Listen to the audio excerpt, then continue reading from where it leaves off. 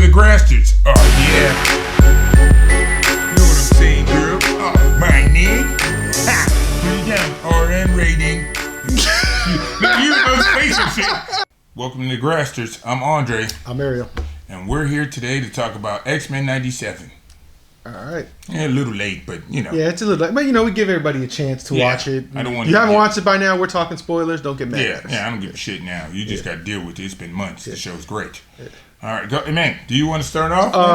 Yeah, I can start off. Go for it. So, the main thing my main takeaway, they did Cyclops right. Fuck yes. Finally. Yes, I am a Cyclops nig. Cyclops was done right. There was a couple things that I didn't like, but it didn't take away from what I liked. I could have went without Jubilee and the Sunspot. Yeah, I could have done without them. Their episode was just kind of like a waste to me. Well, that was a goodbye to the original voice actor because she was the older Jubilee. I understand. But, it really just did nothing to... Yeah, that could have been not a whole episode. But, and then some of the Storm stuff with losing her power. And her Storm and Jubilee's episode was half. Yeah, I could have done with that whole episode. Could have just could have been eliminated, and then it would have been a perfect 10. Oh, gotcha. But yeah, really good show. They showed the mutants how they're supposed to do. Jean Grey was not annoying like she was in the original show. Yes. She was completely annoying. Wolverine, I like how they took the spotlight away from him, but they still made him relevant. I was gonna bring that. Cable is my dude, and Cable was in there. Madeline Pryor, the whole thing I liked. If I was Cyclops, I would have chose Madeline over Jean. Sorry, that's just me. Madeline was a little weak. I like that. She was in mind.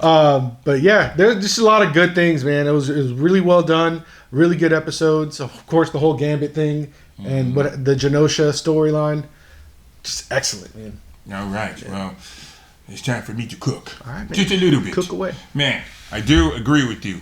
I love that Cyclops was an actual leader. He wasn't annoying. He wasn't this Boy Scout that he's never basically been and everything. I mean, yeah, maybe at the beginning of the 90s, but he's never been that way since that. But they always shit on him in the movies and everything else. He doesn't get a camera. I was like, he's a staple of the team. There's not going to be an X-Men incarnation with the originals or whatever that he's not on. He wasn't the first X-Men. Yeah. They always shit on him. That always pisses me off. Sorry, cooking a little. I like that, again, like you, that Wolverine wasn't in the spotlight of every episode. Yes, everybody loves Wolverine. He's got Deadpool and Wolverine out right now. It's great. Love him. Doesn't need to be the focus of the goddamn team. It's always, I don't want to be here. I mean, in the 90s, that made sense because it was like being a badass was like the thing in the 90s. Yeah. But it's like... The guy had like 17 episodes. And he wouldn't even be with the team. Yeah, I'm off doing my own thing. Yeah, I mean, Canada, ski, whatever. Shit never ends up well. Look at Raphael and the Turtles. Never ends up well when you go on your own and lead the team. I love Gambit's story. I like that he was a G about Rogue and Magneto. He's like, you know what? I'll take the L because you're gonna be back to me anyway. This isn't gonna work out. Yeah. We'll just be friends. And then even taking that L, he still sacrificed himself for his girl. That's not a simp move. That was respectable and everything. I love when the X-Men act like the team and the love is there for one another. See, the X-Men, we got the burgundies and everything like this on here. Wasn't even planned. Just happens like that. That's how it happens with the X-Men. You're supposed to just be there for each other and everything. I was like, I want to touch on that.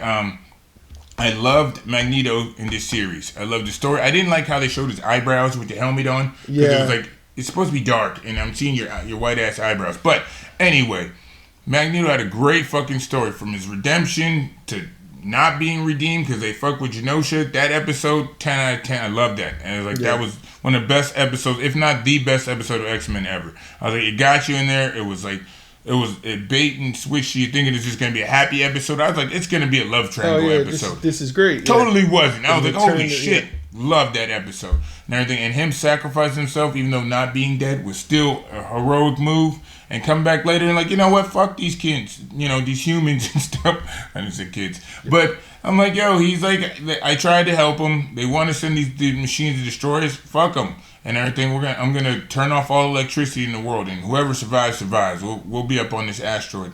I kind of, I love the villains that you could kind of smell with their with your cooking. You know, I like the dynamic though. It's always been like a staple in the X-Men where it's like Magneto's way is one way to the end, Xavier's way is one way to the end. I mean, you can get there, just different paths, but you know. Yeah. I mean, and that's what some people, you get fed up and want to fight back, and sometimes Magneto goes a little too far to the right. And so, did you think Magneto was right? You know, I was going around and around. That hell yeah, Magneto was definitely right. If I was a mutant in that world, I'd have been like, yo, give me a helmet, my nigga. What if your powers were like growing nails out and that's it? I'd be scratching niggas.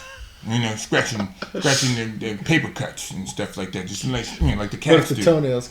That would blow. Flip flops. But I'd be like Magneto's cook or something like that. I'd be on that asteroid. And the ending. I love the ending of this story. They make you think it's going to be Onslaught because they're following, Magneto's and Xavier's like mental problems in battle, where Xavier kind of gets some of Magneto's personality and then foreshadowing Onslaught coming. But then they diverted from that and went with Apocalypse coming back. And I knew Gambit wasn't going to stay dead because, come on, he's going to be the Death Horseman. Yeah. And I like that because he's black.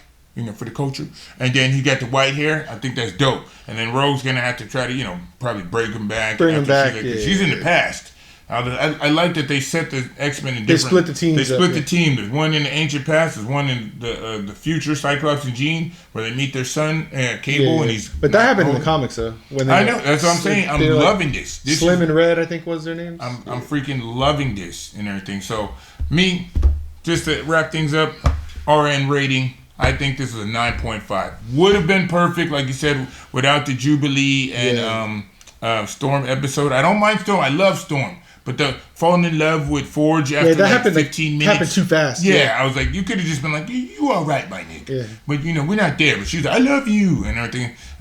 And they had just met, too. It's not like they knew each other from the past. Yeah, they could have been like, oh, man, I remember when we were younger. And when you first came on to the team. You just found it like, you want to get your powers back? Come with me. And then it was like, all right, now I loved you. What the fuck? I'm like, man, I just met you. But yeah, that's it. So 9.5, damn near perfect. But I'm not complaining. I just skipped that episode when I rewatched. So I'm gonna agree. 9.5, man. It was just too good. Too many good things happened. Too many good cameos. They brought the Peter Parker. They had Daredevil. They had all that stuff that came out. Hinting towards a possible maybe Spider-Man updated show. I would love Spider-Man from the 90s. That would be great. That would be totally great. So, 9.5 Grastards score. What do y'all think? Let us know. We're a little late to it, but, we're giving everybody a chance to watch it. It was summer. We had to give people a chance to watch and go on their vacations, come back and catch up with the Grastards. All right. Let us know.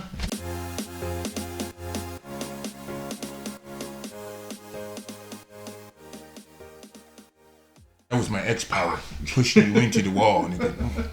Take that.